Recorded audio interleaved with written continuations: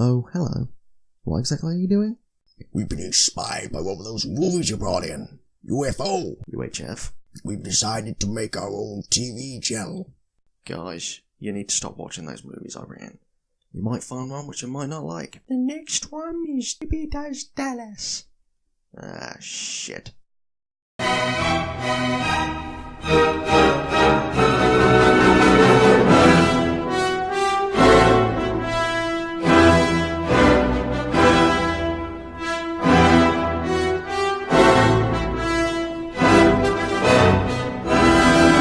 There are very few things in which Weird Al hasn't made a cameo. Despite this, and being very iconic, his first leading performance in a movie, UHF, is fairly unknown. We begin meeting our main character, George Newman, dreamy, creative slacker, played by Weird Al. Quickly we are shown this isn't going to be a drama, as we're treated to Weird Al's version of Indiana Jones. This will be a common theme throughout the movie, making fun of other movies. As George and his friend are booted out of their current job, they're left searching for a new one. Luckily, George's uncle, a wealthy businessman, recently won a strange bet at a card game and won a TV station, because I always bet with TV stations and not filthy dollars. And thus, George is in charge of Channel 62, a UHF station. Guys, how the hell are you going to make a TV channel? We got an old camcorder, we got a green screen, we're already better than Channel 11. I think this is going to be way too much work. Why don't we just set up a chess tournament? We'll even let the janitor play. A grand idea. Besides, you won't be able to entertain a fool for 2 minutes. Who was that? That's Jimmy. He's head of accounting. And in fact, he's the only accountant for the place. He never lets us have any fun. Well, I thought your idea was terrible. But if there's a chance to show him up, I'm in. You want to maybe fill in your motivation now? We don't have time to explain motivations. Let's just get this camcorder set up. UHF is a very on-off movie. Partly, the movie focuses on George and his newfound friends struggling to run the UHF station. However, oftentimes when a scene ends, we are treated to parodies of TV shows, commercials, and more. While abrupt, these are probably the funniest parts of the film. These make fun of some of the involved cliches we've all grown accustomed to. Sale! Buy 9 spatulas, get the 10th one for just 1 penny. Don't forget, they make great Christmas presents. And what better way to say I love you than with the gift of a spatula? Movies are also parodied, including Close Encounters of the Third Kind. Similar to Top Secret, the movie uses a lot of visual sight gags as its source of comedy. Normally not subtle, but this doesn't take away from its cleverness. There are of course a few puns. 3 badgers. Badgers? Badgers? We don't need no stinking badgers! Honestly, the dialogue is fine and there are a few laughs, but it mostly just takes us from point A to B. The jokes probably land about 50% of the time, but when they hit, they stay hit. George's newfound friends at the UHF station include Noodles, the short cameraman, Philo, a reject from a horror movie, and Stanley Spadowski, an unhinged, yet strangely charismatic character. About it, it's only a mop. Only a mop. Only a mop. You don't understand. That mop was given to me for my birthday when I was 8 years old. We've never been apart. Apart from George, all the other characters are not given too much backstory or development. They each have something to do, a shared motivation, and a payoff each. The bunch of outcasts and weirdos unite has been done before, but it seems fine in this context. UHF is a fairly averagely length comedy, coming at just over 90 minutes. It's paced well. The movie's fairly bombastic, and jokes often obvious. However, there are still small and subtle details which you may miss the first time or after a few viewings. Similar to Weird Al's parody music, the movie gives out a good and fun feeling. It never becomes hurtful or offensive at any point. It certainly isn't edgy. The movie certainly has a good nature and gives us a repeated underdog story.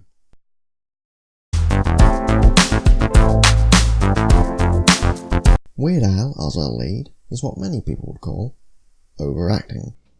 Yes, it's all true. I just don't know what's wrong with me. While his on-off girlfriend, Terry, is what many people describe as underacting. Will you please just listen? George Newman has turned that little station into something this community cares about. The acting performances are okay across the board in the film, and I would say the movie can get away with this being a comedy. The movie has sweet moments, but never gets over-sentimental or oversteps its boundaries, unlike many comedies of today. Performances offer a sort of charm to the world, where the bad guys are mean and the good guys seem to have a glint in their eye.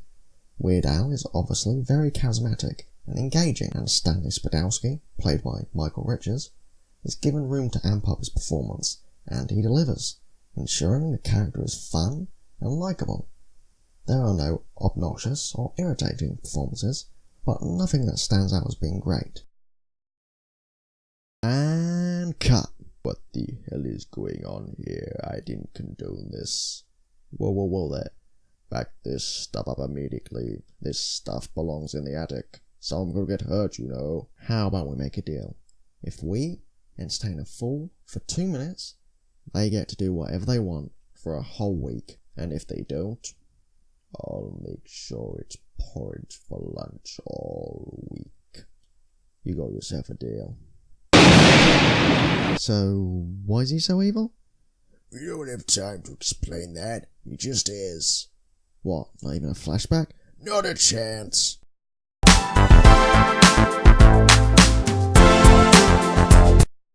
The weakest part of UHF is the story. Realistically, you could probably trim the movie to 20 to 40 minutes, using just the parodies and adding a brief connection between scenes, and be just as good. The story is fairly weak, using the same underdog story cliche and payoffs we've seen before. The movie is fairly predictable, and the villain of the movie, R.J. Fletcher, played by Kevin McCarthy, wants to destroy Channel 62 because he loves money and he's an asshole. He's basically a cliche character. There's nothing wrong with this, it just means that you'll have to change your perception and just go in to try and have fun and laugh. There are no deeper themes or intricate or particularly thought-provoking conversations. The latter part of the story regards the staff of Channel 62 attempting to raise money via a telephone to stop RJ from taking over the channel. Unfortunately, most of the characters are severely underdeveloped, spare a few. This doesn't affect your first viewing or the quality, however it certainly lessens the rewatchability, as there's not too much to focus on apart from all the jokes. Ultimately, the film was caught between wacky and creative scenes and boring and cliche ones, something that will definitely put some viewers off. Now I've got the negatives over with, it's time to talk about some of the best bits. One of my favourite points from the movie is the format changes. We can go from a parody to a crappy 2D animation, which definitely isn't a parody of a specific music video, back to real life. This certainly keeps you on your toes and gives off a unique film. The funniest moments for me are the parts where we are shown these unique programs and characters, including Roll, who apparently loves most animals, to Conan the Librarian. Don't you know the Dewey Decimal System? And a program where you can learn how to make plutonium. There are certainly some interesting concepts throughout the movie, and the movie's premise is interesting as well. Whether it matches its potential, I don't know. The movie's fun visuals certainly maintain a decent level of engagement, while the movie certainly gives us some fun thumbnails and GIFs. The movie feels fairly meta and 80s, massively hitting on Stallone's Rambo series. Into visual, slapstick, and prop comedy, I think there's definitely a high level of enjoyment. If you're looking for a film to watch with your friends and a crate of Budweiser, then UHF would be a good viewing recommendation also. Come on people, let's give a good show! I don't think it's working.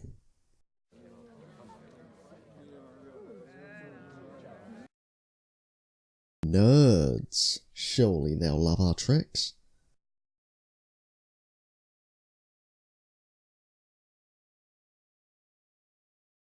The statistical probability of the old man maintaining his yo is highly unlikely, and yet I see it. A few moments later. Yes! We did it! We saved the farm. Nope. Saved the orphanage? No, sir. Saved Grandma's house? I think not, lad. We bought ourselves some more time to watch those movies you brought in. You win this time, nameless narrator.